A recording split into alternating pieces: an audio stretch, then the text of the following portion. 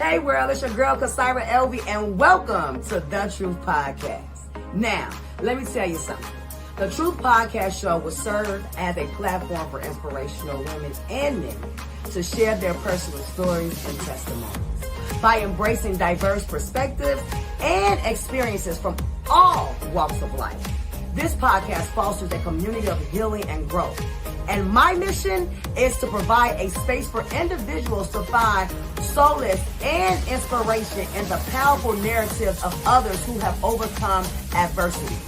In addition to feature inspirational stories, I shed light on various organizations making a difference within our community and offer valuable resources to support listeners on their personal journey towards healing.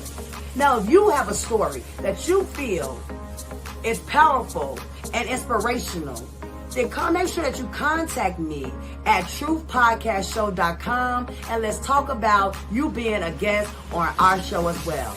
All right, I'm your girl, Kasira Elvie. Make sure you tune in Monday nights at 8 p.m. Central Time. Peace out.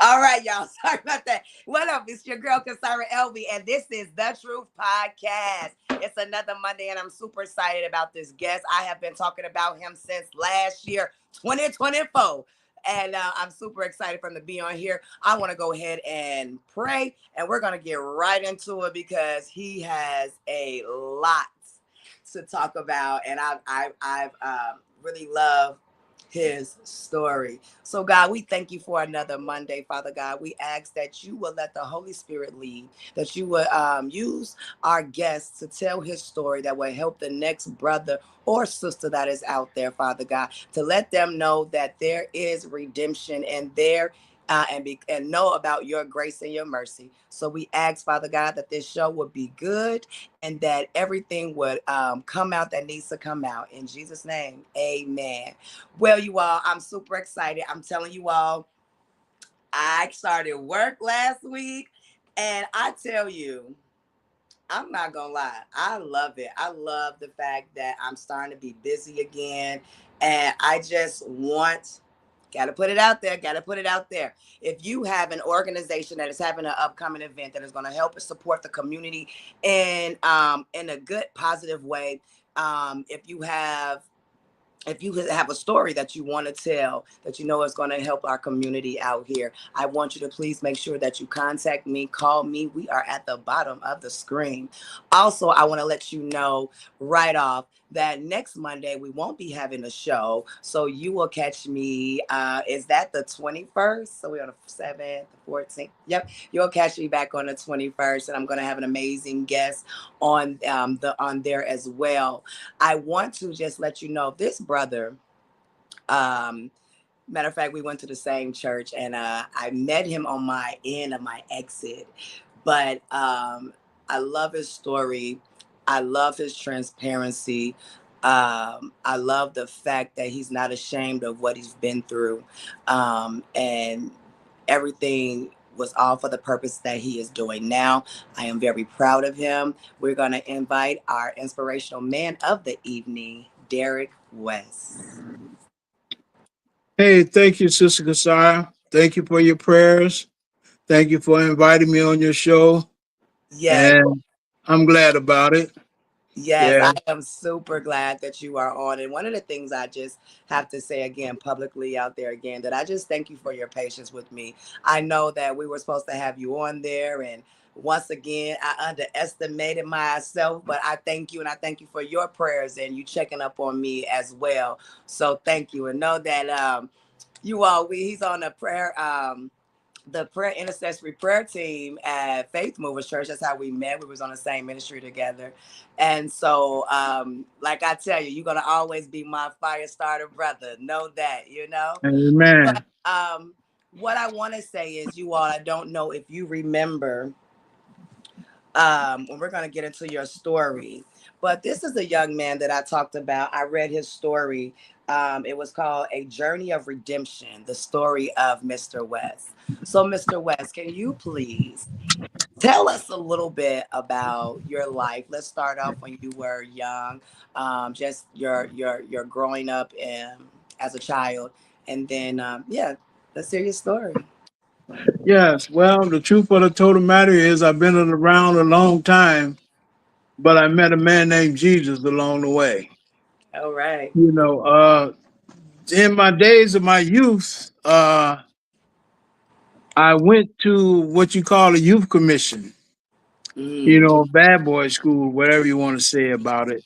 But however, what Was that was inspires like an me, alternative school, like now what they'll call like an alternative school? St. Charles Youth Commission, Joliet, Illinois institution, Oh, juvenile, a from juvenile. Chicago. Yeah, juvenile, Okay, a juvenile juvenile, correction. juvenile Okay. detention. I was 13 years old, running around. Everybody was getting ready to graduate, and everybody was happy and everything. And when I came into the school with a few of my associates, someone ran up to me and told me, Derek, so and so is in the bathroom with a gun. And this is a guy from another neighborhood. And I went in there and took the gun from him and I put it in my locker. And somehow the police got involved and came and found it in my locker. And I went away to the youth commission, you Wow. know, Now, for were you for ever that. in trouble before then, at your age of 13? Because I want to know what was your life as growing up as a kid. Period. Like, did you live in a two-parent household or single Oh parent? wow, wow, wow! I had seven brothers to look up to and a big sister, and my younger sister is after me. So my mother, she schooled us all. She raised us all by herself. I think I was about 3 or 4 years old when I was and outside in the front playing when my older brother came and picked me up and said, "Come on, Derek, let's get in the house." And the ambulance and the police and everything was coming. I guess that time my mom and dad separated, and my mother was left to raise all of us on her own. Mm, So I had a mother that loved all her children. Wow. The reason why I'm here is because of my mother. The reason I'm in this, that I'm able to come before this broadcast is because of my mother. When I was 13 years old, I went away to the youth commission, and when I went away, I during the time of the people from California feeding children and gangs running up and down. This is 68, 69, and I okay. went to the youth commission and in '69, and I made this for my mother. I I, am I, somebody. I made this plaque for my mother in 1970, and the truth of the total matter is, Derek West has been in and out of the penitentiary. I counted up the years, and it's about 30 years that I've been in and out of. I've been tripping and drinking and drugging and tripping over, stripping and stumbling blocks and stumbling. yeah. I am somebody. My mother kept this plaque all the time. I was going in and out of jail Since you on drugs, and this were is why I'm here today. I am somebody. My mother knows who I am, but God knows who I am. And it's never too late to be what you might have been. And whatever it is, I'm going to bring it out. The last year, 2023, I was using and I OD'd and I was in the alley laying flat on my back. And just so happened that somebody came by and gave me that Narcan stuff or whatever and woke me up. And it was God that did it, because at the same time, my older sister, we have a spiritual connection. She fell out of the bed and bumped her eye on the same day and the same time that this incident occurred. That woke me up, and she had an incident and blacked her eye real bad. wow. So my elder sister, Evangelist Coretta Nolan, is my inspiration, along with my mother, may she rest in peace. I had seven brothers to look up to. you know. I had Well, let me 7 brothers. let's get a little deep into it. So, okay, so I know that you went to a juvenile correctional center at the age of 13. So that was the first time you was ever arrested, or Yeah, yeah, yeah, okay. yeah. So how long were you in there before you came back to, well, as they would say, probably general I public? guess I was. I guess I got out about 6 or 7 months or so. I was 14. Yeah, I was Now, when 14. you came back Huh? out with the experience, what happened after that? Like, tell us a little bit of the journey. How do you think the addiction came about? Well, the truth of the total matter is, looking up to 7 brothers, when I got out when I was 14, I guess, the streets were jumping and everything, and all the gang activity was going on. The people were, Black Panther Party was feeding people. Then, you had all these stuff going on. And So you were just curious, and is that how you Well, it got? wasn't I was curious. Like I said, I had 7 brothers to look up to, and for the truth of the total matter, with all these brothers, they knew everybody in the city of Chicago that was somebody involved in gang activity. So the influence of your And brother. all Your, all of my brothers, all of my brothers went to jail except one. My big brother Larry tried to stop the cycle, but he just couldn't do it, and it just trickled on down to his other 4 brothers, and we all hit the streets, head first, and we all did penitentiary time, jail time, and everything. And I tell you one thing about it: my mother never failed to visit any of us wherever we were, Stateville, Pontiac, Menard, wow. everywhere. My mother came and visited her children. And Mm. I thank God for her. May she rest in peace. And like I say, I wrote this, I made this plaque for her. I am somebody. And it's opportunity time for me to bless my mother with this and acknowledge God for pulling me out of the muck and the mire. And Now tell us a little. 3 times in one year. And what I want to get, what What did you what say? what what I want to get to is that during I went into recovery because of my son inspired me to look up to say, Dad, he said, man, them streets are going to be the same way all the time.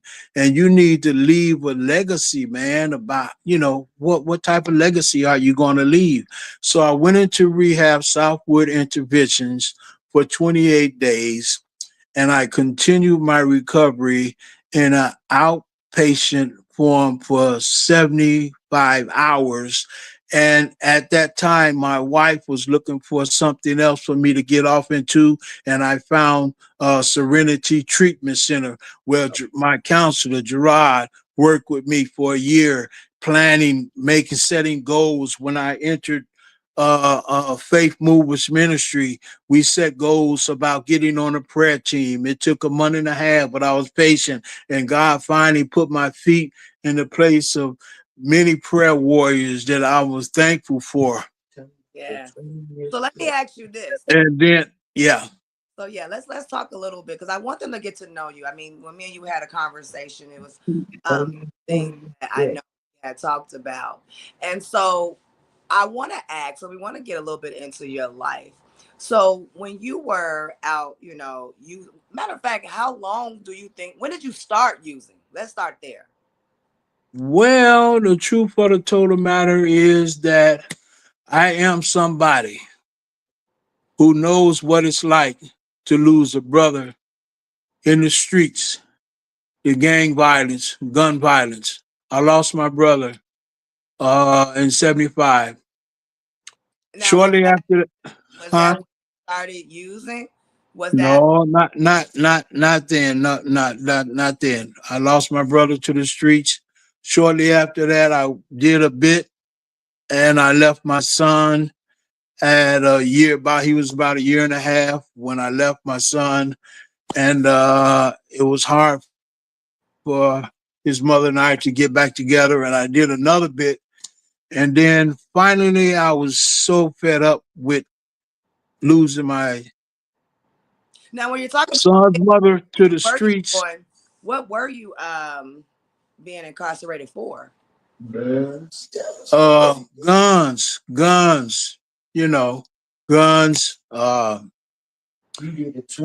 did 20 years for a gun in 97 to 2017. And my mother was in court during that time, and the judge said 290 months, and my mother thought I'd be out in a couple of years, and she passed away in 2011, and that was my last time that I added up all the years that I had been incarcerated for.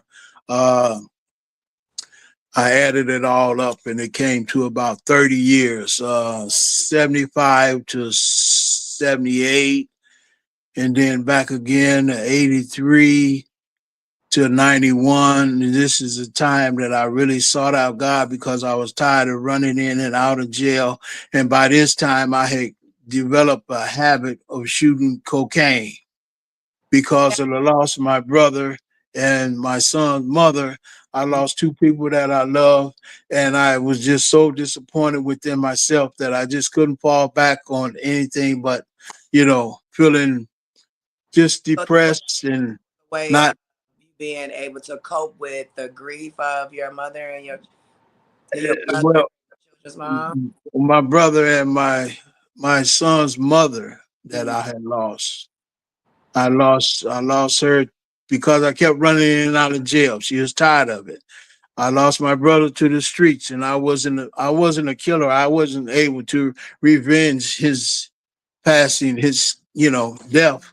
So I felt bad about it. And Well, look at this. so So the influence, what I'm hearing, because like you talk about how loving your mother was, oh but yeah. will you say that being a single mom and raising the boys? I know you got a younger sister, but raising the boys and you saw the influence.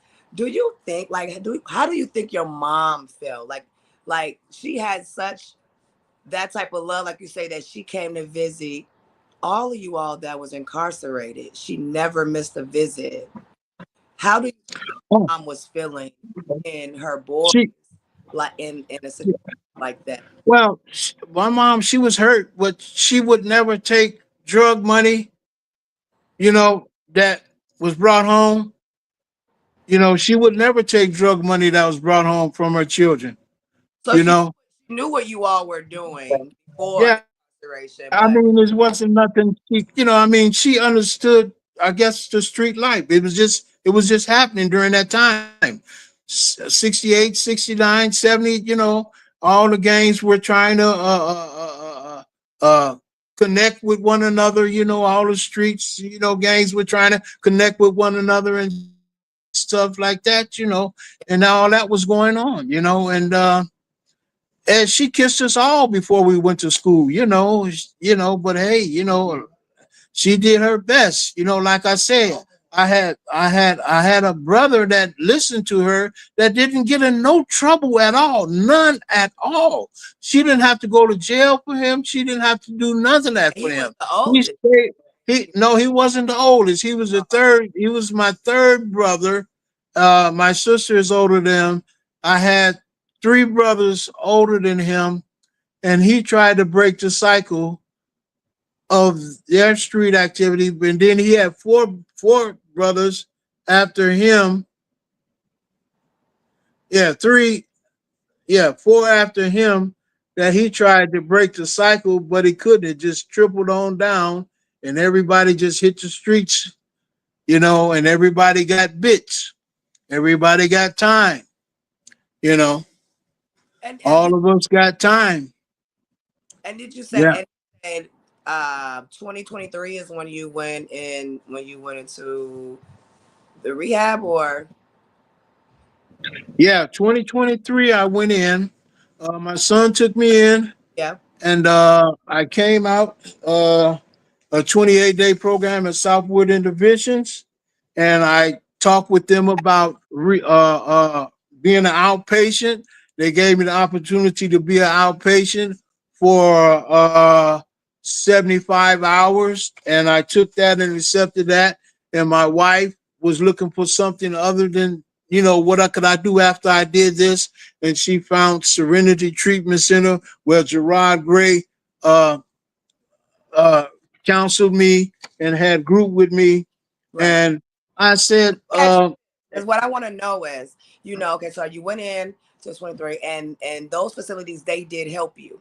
Because I know some people I talked to, they said a couple times they went to certain facilities and it didn't work. One of the things I want to know, because we're talking about God too, and when you went into the facility, is that where you found God? Like where was that? well, that's where I put my trust in God, because one night what happened was the streets was haunting me in my mind and I couldn't sleep, and everything that was going through my mind about the street activity that I was indulged in and the use of drugs that I was indulged in, I wanted to try to fix it for tomorrow, you know, and I realized that that's not something that I wanted to do. And they have yesterday, today, and tomorrow. I can't do anything about yesterday, but Mhm. I can fix today and keep my feet planted in where God has for me, with a sober conscience, with a sober mind, just for today, because I can't fix it for tomorrow. So I had to stay stuck in today. And what I realized about being stuck in today was that I wanted to have my feet planted to where in the midst of people or whoever I was around, that I was sober, that I wasn't using. And I'm thankful for the opportunity to keep my feet planted in my sobriety. Once I got to uh, uh, my counselor, Gerard Gray, who wrote up the story for me, he counseled me, and my wife was taking me to Faith Movers Church.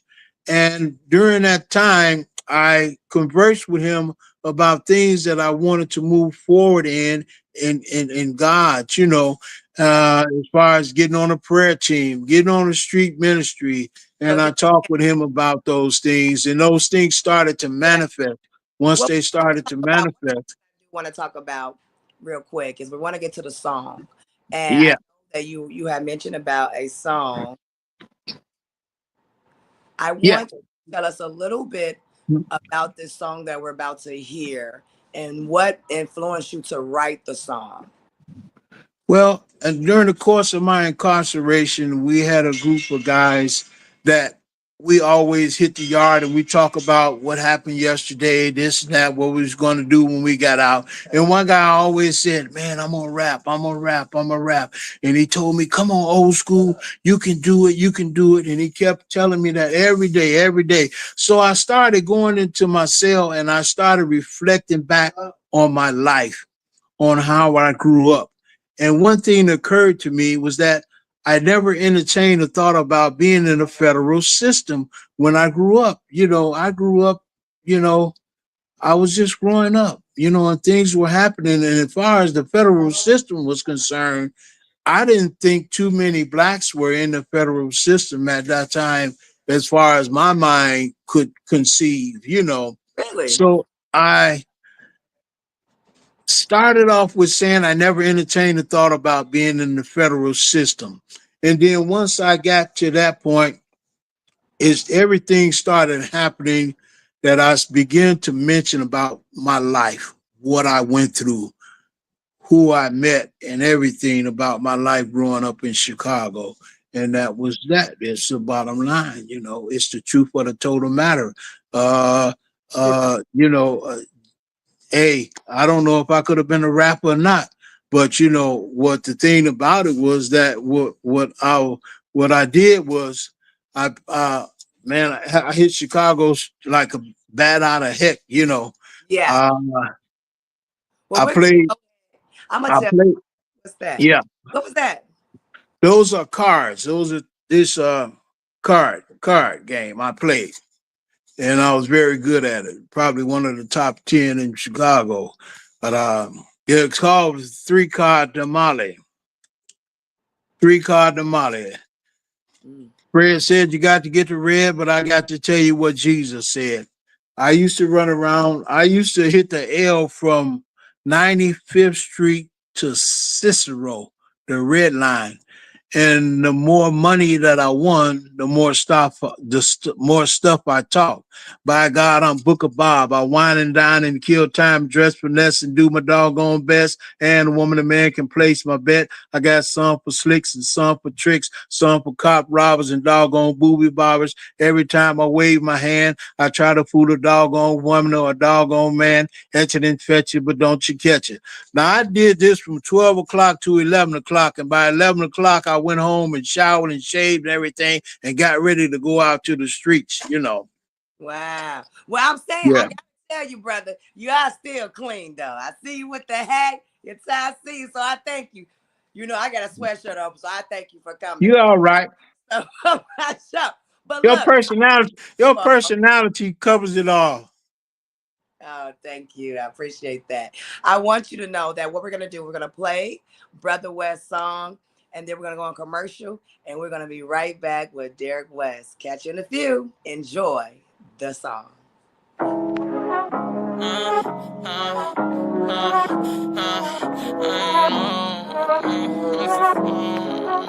promise I won't do the shit no more. 1364, mama, I promise I won't do the no more. You raise all 10 of your kids in Chicago. I see your hands as they begin to grow. Oh, touching my face, trying to reach my soul. Entertain the thought about being in the Fed, growing up in the hood with playing thoughts in my head. Told the guy to slinging weed at an early age. I was only 13 when I first hit the cage. Hold 'em up, shorty, ain't no guns in here. You gotta get down with the scrapping and you can't show no fear. I was turning 14 with a story to tell, leaving church, committing sin and going straight to hell. Told the guy that slinging weed was only part of my plan, so I headed to the park with the dice in my hand. 7-11 minutes though is what I'm talking about. Let it ride, I'm in stride, about to go all out. Let me hit that weed, tension nerves on edge. 60-40 how I jumped it down, I'm counting my bread. Got my clothes out the cleaners and my shoes out the shop. Headed over to my roadie so that I could recop. I was turning 16 when I started to shack. Don Juan stop my man was driving Cadillacs. I was changing clothes 3 times a day, clocking weed by the key, man, and getting my pay. 1364, mama, I promise I won't do the no more. You raise all 10 of your kids in Chicago. I see her hands as they begin to grow. Oh, touching my face, trying to reach my soul. Mama, I promise I won't do the no more. 1364, mama, I promise, I swear I won't do the no more. No.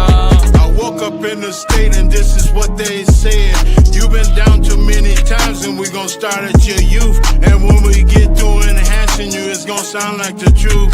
Don't you remember in 1975 when you robbed that place? Man, in 1997, man, you way out of place. Mama, I promise I won't do it no more. Mama, I promise I won't do it no more. Mama, I promise I won't do it no more. 1364, mama, I promise I won't do the no more. You raise all 10 of your kids in Chicago. I see her hands as they begin to grow. Oh, touching my face, trying to reach my soul. Mama, I promise I won't do the no more. 1364, mama, I promise, I swear I won't do the no more. No.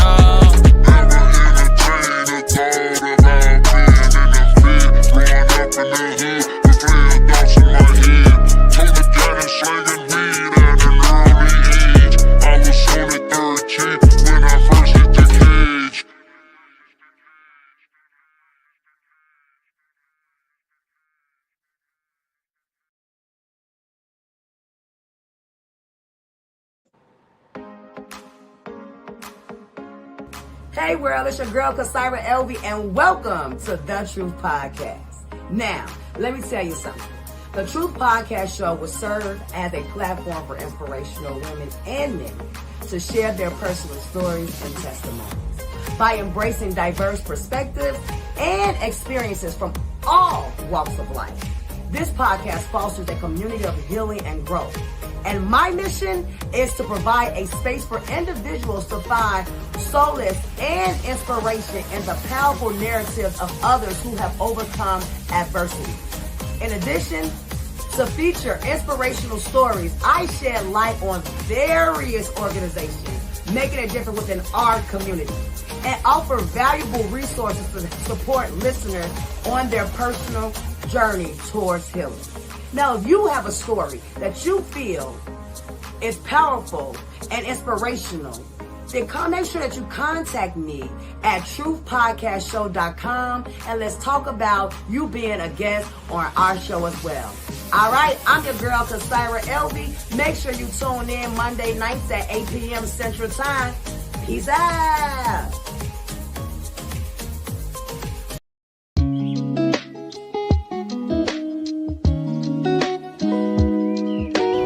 Discover the perfect opportunity to promote your business, organization, or event with the Truth Podcast Show.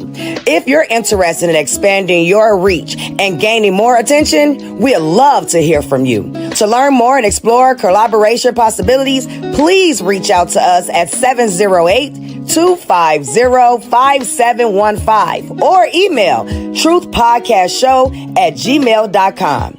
Don't miss out on this chance to elevate your brand and connect with our engaging audience.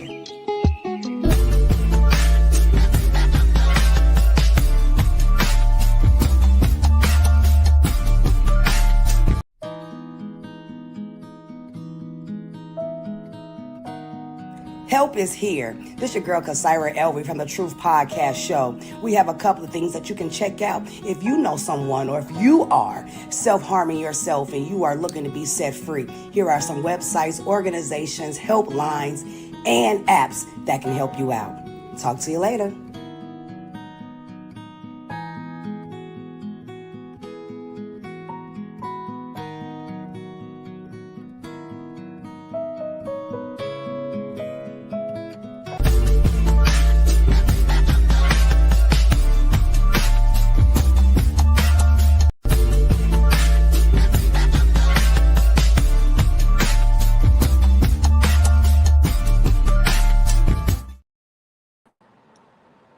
All right, I want to say welcome back, and I see myself. All right, we want to say girl Kasira Elvie with our inspirational men of the evening, Derek West, and so we were just listening to his song, and when I say a lot was said in your song, your story basically was said through the song. So, I hope you all heard it, and I hope you all like the song. Right? When did you do the song?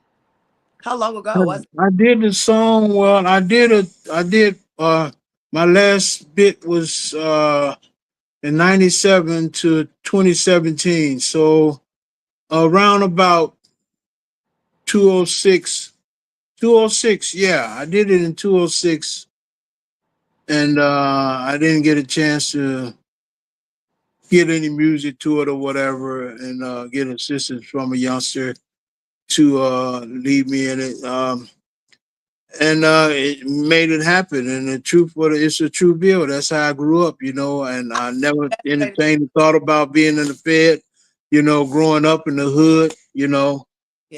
would Now, what play I the thoughts in my head, before we and end it, I want to talk about this because I've had a couple of people on the show that have had addiction problems, and now they're clean and they're serving the Lord. And most of the people I've had on are women. So because you're a male, I would like for you to give us a little bit of advice. What do you do, or what do you see that helps you stay clean and stay on the sober journey yeah, that's a very good question, because the truth of the total matter is,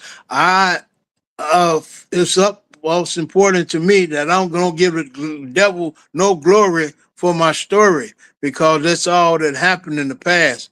but I'm thankful for a few people in my life, like my wife, my sister, my cousin Reginald, who's a minister who prays with me and stays continually in prayer with me, and my counselor, Gerard Gray, who wrote my story. And I Yeah. said, man, how could you write this so long? He said, well, Mr. West, so I've been communicating with you for a year and we've been talking, and I've been growing in the ministry. And I talked to him and set goals with him once again about being on a prayer team. And it took about a month and a half or so, but it happened. And I seen God change in my life as I go through struggles day to day with gambling. That's probably the only I'm screwed up on gambling right now. But That's as far okay. as staying sober, I can do that. It's good with that. But I have to quit this gambling, losing. I have to stop that because it's disturbing, and it's also disturbing and mentally about my past. How I grew up. I was a gambler, shooting dice, and playing other games, and I gotta get it out of my mind because it's a past thing that continues to haunt me. Because I'm doing good. You Yeah. know, And one of the things about that was, mm, but I think that would help you because I also am in therapy now again, and I love it.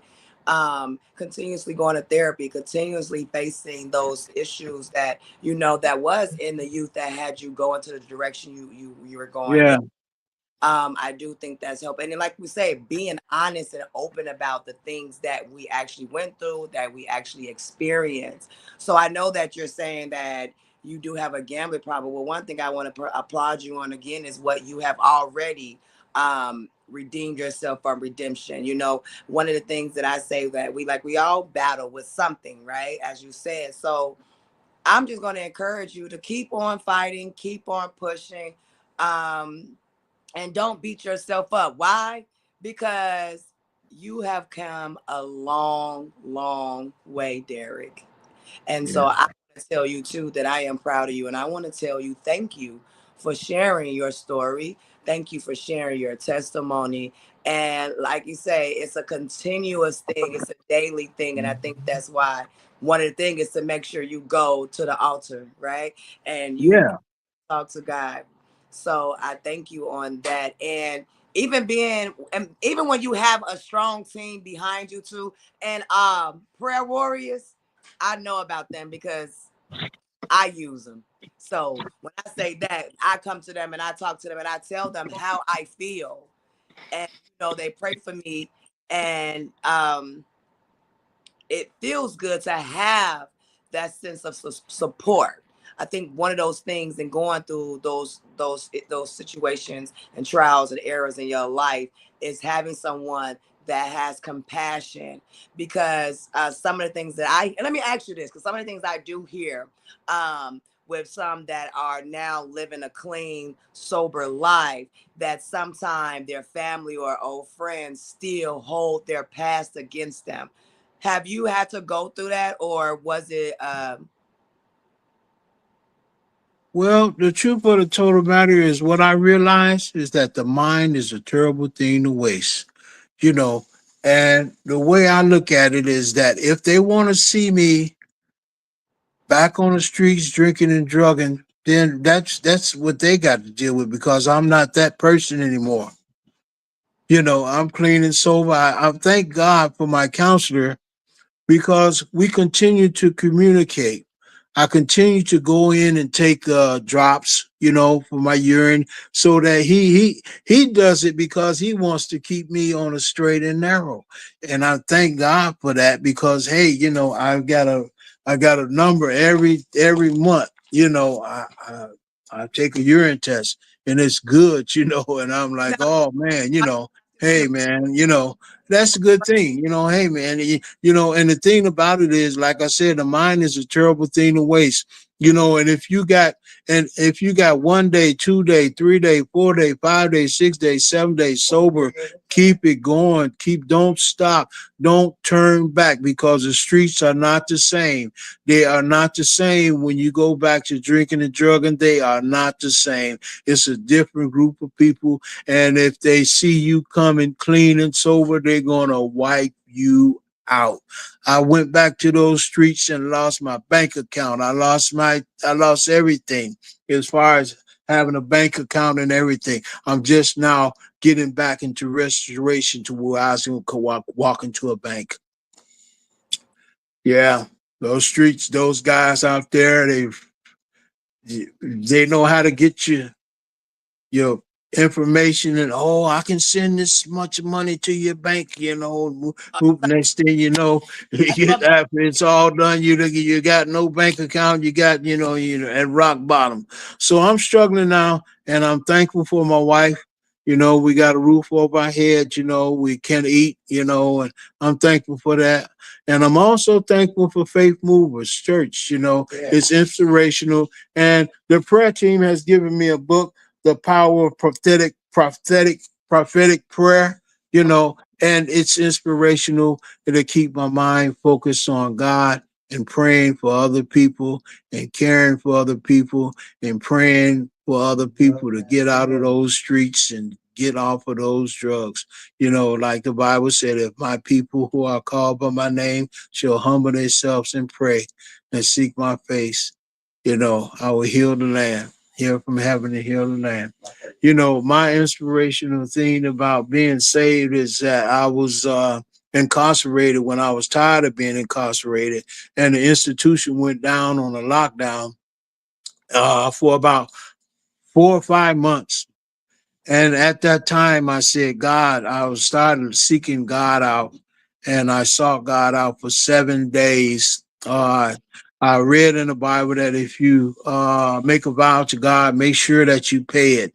And in 30 years of incarceration, I've been in and out of Bible studies and throughout my time So God was incarcerated. still, yeah, God Yeah. was there in the midst, but once you got out, that's when you were really able. And see, that's a good thing that you was able to find a church. Some people it's kind of a struggle. So I'm glad for you. Yes. Church is a good church. Like, I'm not gonna Yeah. talk about it. I'm not being Yeah. biased, by the way. But if someone is looking, that's one of the churches I would. I mean, I have a couple of churches I would lead people to. That is one I teach you, because they help teach you with your faith base. Now, Yeah. I asked you already, did you have some gems? But you just dropped a couple of gems already. And I just want to thank you again for taking the time to come on my show, Derek. You were great. And I have to say, when your book come out, when you finish writing your book, I'm going to have you as a guest again. All right. Yeah. Thank you Yeah. so much. And one thing was the utmost importance to me is that to share that I am a non-denominational Christian, and it took time to find a connection, a divine connection with that. I guess that's why I stayed tripped up and tripped out. Yeah, Because I was looking for what I patience needed. with yourself. Yeah. You got to have patience with yourself, and I'm learning that. Also, And, patience with oh myself. yeah. But before we end the show, I just wanted to know that you have anything else that you would like to share. Well, what I would like to share with the truth of the total matter is that it's never too late to be what you might have been. You All know, right, I it's like. never too late. I'm 68 years old, but with the breath of life that I have, I want to use it for the glory of God. They're clean and sober. I beseech you, therefore, brother, and by the mercy of God, that you present your body a living sacrifice, holy and acceptable unto God, which is your reasonable service. And I choose to serve God, and my mind is sometimes with the gambling, it just wants me back. The streets wants me back so bad, We're gonna you say know. we So I've got this book of prophetic prayer. So I'm going to be staying in prayer for the most of the part of my idle time and reading. Yes. yeah, because sometimes Thank you, Sister Kasar, for having me on your show. God bless you, and the Mr. Brown also. it's I'm thankful for you guys. I hope what I share could help somebody to Yeah. continue to be clean and sober one day at a time. You know, and don't get caught up into how much time other people have. If they got 5 years, 10 years, 30, hey, that's them. You know, I am somebody. Yeah. I am somebody. And for today, I want to be clean and sober. This is what I want to do. You know, and I'm glad about it. You know, I'm glad about it, you know, because it brings out the best in me, Yes. you know. And you Yeah. still dress like the best I see. I Uh, want to thank you again, once again. You have a wonderful evening. I will see you later. I love you, Brother Derek. It's, okay, love you too. Thank you for being a wonderful host. yeah, well, thank you. All right. Well, you all, I just want to let you know that, like I said, we have people of all walks of life. If you have been a person that was struggling, still struggling, that is a testament right there that can show you at the age of 13, he's 68 now. He's going day to day, as he say, and it can happen. Don't beat yourself up.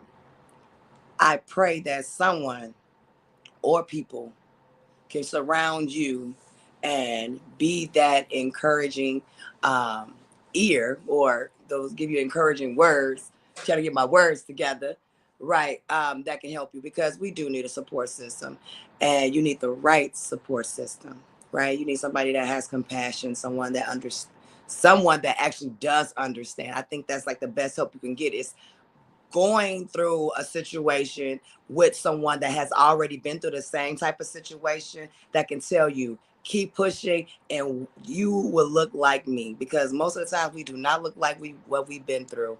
And so I just really thank Brother Derek for coming on there. Remember, I tell you all, there won't be a show next week. Meet me back here April the 21st, right? I'm going to have a wonderful inspirational woman of the evening will be on here, and we're going to be just discussing also some things. There's an organization called Black Women Lives Matter Too, and so that lady will be on our show. And if you want to know what that is, we're talking about some cases of missing Black women, or unsolved murders of Black women, you know, that sometimes, well, not sometimes, most of the times gets, what's the word I want to use for that? I don't want to say swept under the rug, but sometimes they bypass, or they go over that case, and sometimes it sits and sits and sits. So I'm really excited about going to have her on my show. I hope you all have a wonderful, amazing, blessed, prosperous week. If you feel like you are alone, please know that God would never leave you, nor will he forsake you. When you are weak, he is your strength.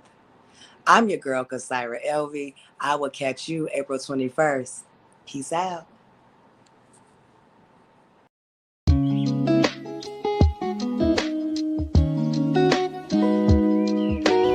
Discover the perfect opportunity to promote your business, organization, or event with the Truth Podcast Show. If you're interested in expanding your reach and gaining more attention, we'd love to hear from you. To learn more and explore collaboration possibilities, please reach out to us at 708-250-5715 or email truthpodcastshow@gmail.com. Don't miss out on this chance to elevate your brand and connect with our engaging audience.